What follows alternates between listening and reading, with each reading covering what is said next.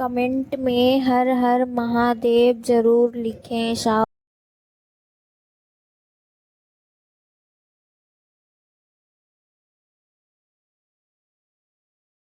Hello friends, हर हर महादेव। अगर आप जबलपुरिया होंगे तो आप समझ ही गए होंगे हम कहाँ लेकर के आए हैं आपको। और अगर आप जबलपुरिया नहीं हैं तो अब हम बता देते हैं।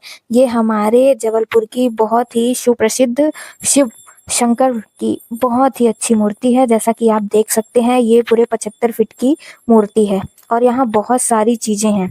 ऐसा पहली बार हुआ कि हमें यहाँ आरती का सौभाग्य प्राप्त हुआ। आइए तो फिर सुनते हैं आरती। तुम जो कोई जन गावे कहते शिवानंद स्वामी कहत हरि हर स्वामी।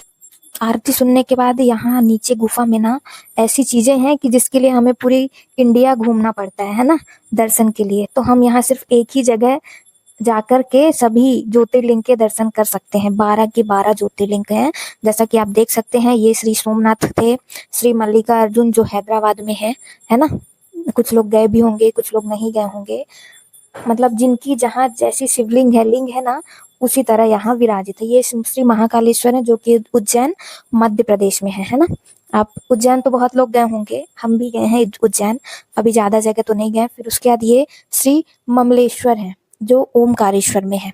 ये भी उज्जैन से 40-50 किलोमीटर की दूरी पर है। ममलेश्वर महाराज, इनकी भी लिंग इधर स्थापित है। मतलब सारी जो 12 की 12 ज्योतिर्लिंग यहाँ विराजित हैं। जैसे कि जितनी भी और जहाँ होंगी हम आपको सारा डिटेल में बताएंगे। फिर वहां से आगे बढ़ते ही हमें दर्शन होते हैं श्री वैजनाथ धाम। वैजनाथ धाम तो आपने सबने ही सुना होगा, है ना। फिर यहाँ हमने दर्शन किया, भगवान का आशीर्वाद लिया। और यहाँ की खास बात ये है ना कि यहाँ जाओ, कब टाइम निकल जाएगा पता भी नहीं चलेगा कि हम कब आए थे और कब निकल गए। बहुत ही मतलब बहुत ही सुकूनदायक स्थान है, बहुत अच्छा लगता है। आप कितनी भी टेंशन में हो और यहाँ आओ और सब भगवान शिव के उसमें मगन हो जाओ, है ना। फिर वहां से हम बैजनाथ धाम से आगे बढ़े तो ये हमें भीमा शंकर जो कि पूना महाराष्ट्र में है ना। जैसा कि आप लोग जानते होंगे, कुछ लोग गए भी होंगे, कुछ लोग नहीं गए होंगे, कुछ लोग जाने की इच्छा होगी, है ना। फिर हमने भीमा शंकर महाराज के आशीर्वाद लिया। फिर उसके बाद हम आगे बढ़ते हैं और इस बार इतने अच्छे से हमें दर्शन प्राप्त हुए कि लग नहीं रहा था कि इतने आराम से दर्शन प्राप्त होंगे। नहीं, इतनी भीड़ रहती है ना। और जबकि आरती का टाइम था, आरती के टाइम पे ना बंद रहता है। जैसा कि आप देख रहे हैं, भगवान शिव ने हमें आशीर्वाद दिया है ना। ये कौन है? श्री रामेश्वरम महाराज जी हैं जो कि मदुरई तमिलनाडु में है। इनकी स्थापना मेरे ख्याल से श्री राम ने की थी, जब राम सेतु का निर्माण चल रहा था सीता माता को लंका से लाने के लिए, रावण से युद्ध करने के लिए, तब श्री राम ने की थी, है ना। फिर उसके बाद हम वहां से आगे बढ़ते हैं तो हमें आगे ज्योतिर्लिंग की दर्शन होते हैं जिनका नागेश्वर, श्री नागेश्वर भगवान जी हैं जो द्वारिकापुरी गुजरात में स्थित है, जिनका शिवलिंग है ना। फिर ये था कि आज तो मतलब बहुत ही आराम से, बहुत ही अच्छे से दर्शन हो रहे थे। भगवान शिव के का आशीर्वाद भी हमें प्राप्त हो रहा था। फिर इसके वहां से आगे बढ़ते हुए श्री विश्वनाथ विश्वनाथ भगवान के हम उनकी ज्योतिर्लिंग के हमने दर्शन किया, आशीर्वाद लिया।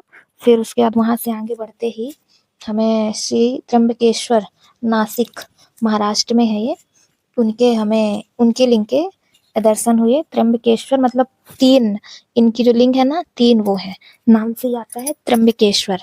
तो फिर हमने उनके दर्शन किए और आशीर्वाद लिए। उसके बाद जैसे हम आगे बढ़ते हैं तो हमें श्री केदारनाथ, हर हर महादेव, कब बुलाएंगे हमें, सबको बुलाइए अपने पास।